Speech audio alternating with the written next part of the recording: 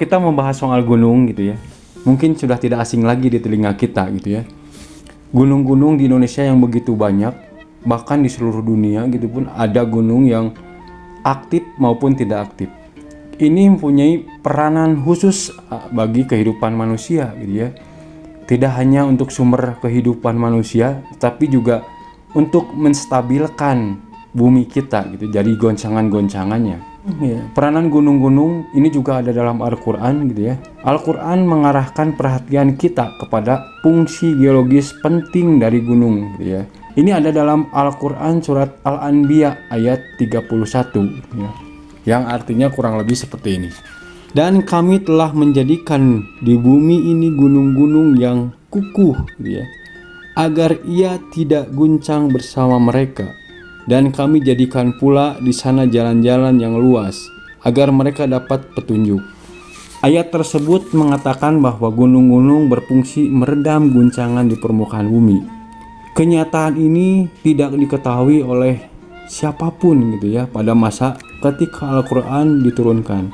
Bahkan fakta ini baru terungkap sebagai hasil riset geologi modern.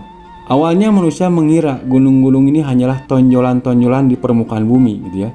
Namun para ilmuwan mendapati kenyataan yang lain, dan bagian yang disebut sebagai akar gunung ini menghujam ke bawah mencapai 10-15 kali tinggi gunung itu sendiri gitu ya. Dengan kondisi seperti ini, gunung memainkan peran serupa dengan paku atau pasak yang ditancapkan. Sebagai contohnya, Gunung Everest yang ketinggiannya kira-kira 9 km di atas permukaan bumi mempunyai akar lebih dari 125 km ke bawah. Gunung-gunung ini muncul sebagai hasil dari pergerakan dan tumbukan dari lempengan-lempengan raksasa gitu ya. Nah, lempengan-lempengan raksasa ini yang membentuk kerak bumi gitu ya. Ketika dua lempengan bertumbukan gitu ya, lempengan yang lebih kuat menyalip di bawah lempengan satunya.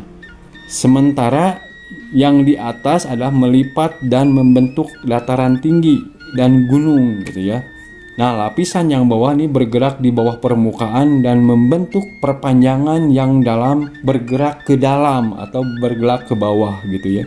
Ini berarti gunung mempunyai bagian menghujam jauh ke bawah yang tak kalah besarnya dengan yang tampak di permukaan bumi.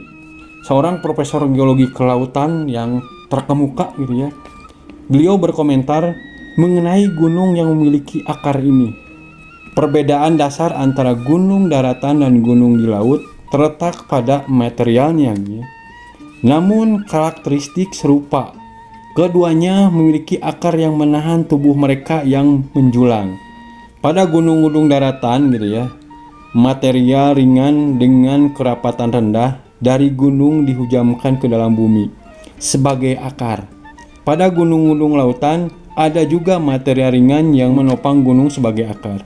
Dengan demikian, fungsi akar-akar ini adalah untuk menopang gunung-gunung tersebut gitu ya. Lebih jauh, Dr. Frank, mantan Presiden Akademi Sains Nasional Amerika Serikat, dalam bukunya menyatakan bahwa gunung-gunung ibarat pasak dan tertanam jauh di bawah permukaan bumi gitu ya. Mungkin itu saja pembahasan kali ini, semoga bermanfaat.